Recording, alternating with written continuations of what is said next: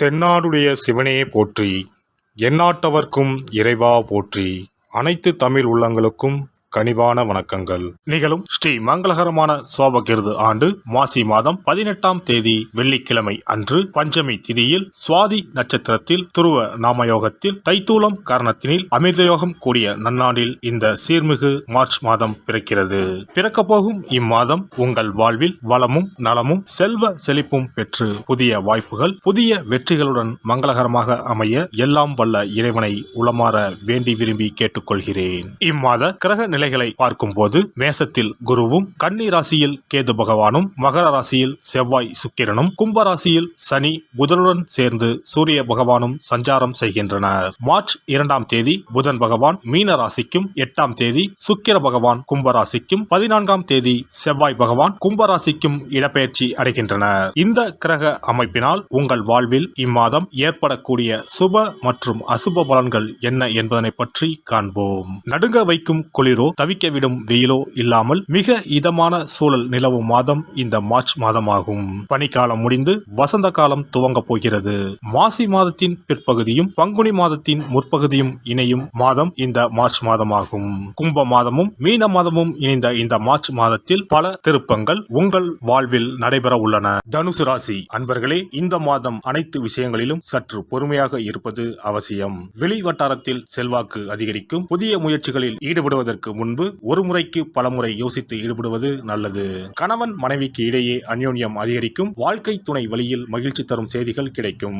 தந்தையுடன் ஏற்பட்டு இருந்த கருத்து வேறுபாடுகள் நீங்கி சுமூகமான உறவு ஏற்படும். நவீன ரக மின்சார மின்னணு பொருட்களை வாங்கி மகிழ்வீர்கள். அரசாங்கம் தொடர்பான காரியங்கள் அனுகூலமாக முடியும்.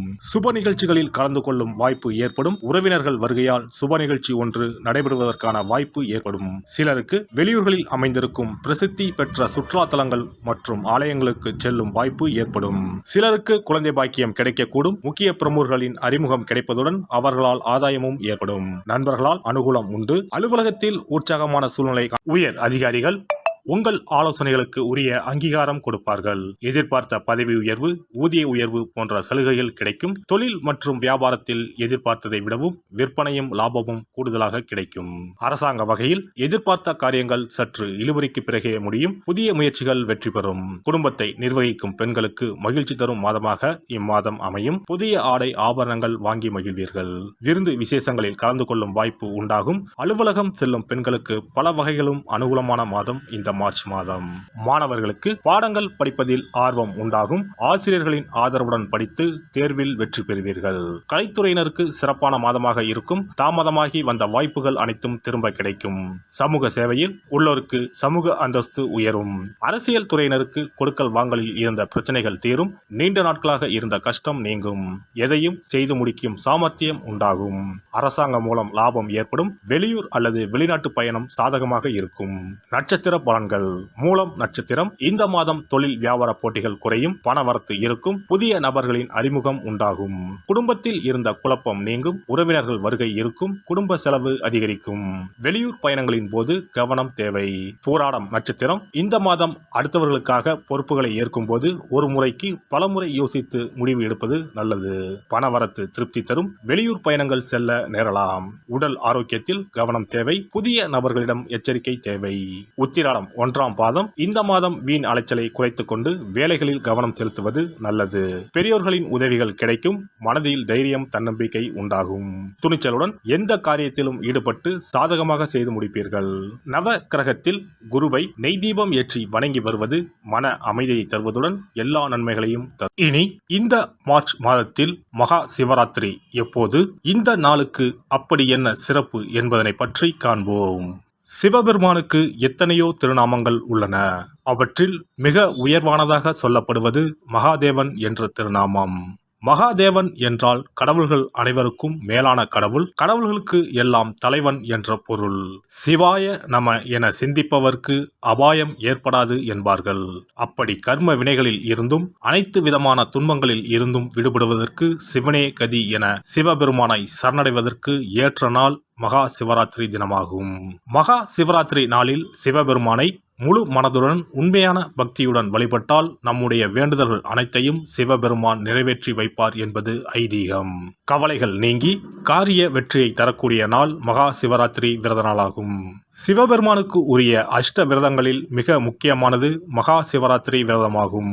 சிவபெருமானின் அருளை பெறுவதற்குரிய மிக உன்னதமான புண்ணிய நாளாகும். ஒவ்வொரு மாதமும் தேய்பிறை சதுர்த்தசி திதியில் வருவதை மாத சிவராத்திரி என்றும், மாசி மாதம் தேய்பிறை சதுர்த்தசியில் வருவதை மகா சிவராத்திரி என்றும் கொண்டாடுகிறோம். நாடு முழுவதும் சிவ பக்தர்களால் கோலாகலமாக கொண்டாடப்படும் விழாக்களில் மகா சிவராத்திரி விழாவும் ஒன்று. இந்துக்களின் மிக முக்கியமான விரத நாட்களில் இதுவும் ஒன்று. முப்பெரும் தேவர்களில் ஒருவரான சிவபெருமானுக்குரிய ராத்திரியாக சிவராத்திரி கொண்டாடப்படுகிறது. இந்த ஆண்டு மகா சிவராத்திரி விழா மார்ச் 8ஆம் தேதி கொண்டாடப்பட உள்ளது. அன்று இரவு 8:20 மணிக்கு துவங்கி மார்ச் 9ஆம் தேதி மாலை 6 மணி வரை சதுர்த்தசி திதி உள்ளது. இதனால் மார்ச் 8ஆம் தேதி இரவு 8:30 மணிக்கு பிறகே சிவராத்திரி பூஜை துவங்க வேண்டும். சூரிய பகவான் கும்பராசியில் பயணம் செய்யும் மாசி மாதத்தில் தேய்பிறை சதுர்த்தி நாளில் முதல் நாள் மாலை துவங்கி அடுத்த நாள் காலை வரை சிவனுக்கு தொடர்ந்து 4 கால பூஜைகள் செய்யப்படும். சிவராத்திரி அன்று இரவு முழுவதும் கண் விழித்து சிவ வழிபாடு செய்து அபிஷேகம், ருத்ராபிஷேகம் செய்து சிவ மந்திரங்களை உச்சரித்து சிவனின் அருளை வேண்டி பிரார்த்தனை செய்ய வேண்டும். ஆன்மீகத்தில் உயர்ந்த நிலையை அடைவதற்கும், துன்பங்கள் மற்றும் பாவங்களில் இருந்து விடுபட்டு மோட்சத்தை அடைவதற்கும் ஏற்ற நாள் இதுவாகும். மகா சிவராத்திரி அன்று அதிகாலையில் எழுந்து புனித நீராடி வீட்டை சுத்தம் செய்து பூஜை அறையில் விளக்கேற்றி வைக்க வேண்டும். பிறகு மாலையில் சிவன் கோவிலுக்கு சென்று அங்கு நடக்கும் அபிஷேகம் பூஜைகளில் கலந்து கொள்ள வேண்டும். அன்று சிவலிங்கத்திற்கு பஞ்சாமிர்த அபிஷேகம் செய்வதும் வில்வ அர்ச்சனை செய்வதும் மிக சிறப்பானதாகும். மகா சிவராத்திரி நாளில் எத்தனை முறை முடியுமோ அத்தனை முறை பஞ்சாட்சர மந்திரமான ஓம் நம சிவாய மந்திரத்தை உச்சரிக்க வேண்டும். இது தவிர சிவபுராணம் பாராயணம் செய்வது மிகவும் சிறப்பானதாகும். இந்த நாளில் ருத்ராபிஷேகம் செய்வதும் கோவில்களில் நடக்கும் ருத்ராபிஷேகத்தில் கலந்து கொள்வதும் மிகவும் சிறப்பானதாகும். இந்த முறையில் மகா சிவராத்திரி விரதம் இருந்தால் முந்தைய 3 பிறவிகளில் செய்த பாவங்கள் நீங்கும். மனக்கவலைகள், நோய்கள், வறுமை நிலை ஆகியன நீங்கும். அதோடு வாழ்வில் அனைத்து விதமான இன்பங்களும் உயர்வும் கிடைக்கும். நாம் செய்யும் வழிபாடு, பூஜை ஆகியவற்றிற்கு 2 மடங்கு பலனை தரக்கூடியது மகா சிவராத்திரி விரதமாகும். சிவபெருமானை வணங்குவதற்கும் அவரின் அருளை பெறுவதற்குமே அவருடைய ஆசி இருந்தால்தான் முடியும். அதனால்தான் அவன் அருளாலே அவன் தாள் பணிந்து என்ற அற்புதமான வாசகத்தின் மூலம் நாம் அறிய முடிகிறது. சிவ அருளை பெற வேண்டும் எனில் அது அத்தனை சுலபமான காரியம் கிடையாது. சிந்தையிலும் செயலிலும் சிவனையே நினைத்து ஒவ்வொரு காரியத்தையும் செய்ய வேண்டும். அப்பேற்பட்ட சிவபெருமானின் அருளை பெற எளிமையான ஒரு நாளை பற்றித்தான் இப்பொழுது நாம் தெரிந்து கொண்டோம்.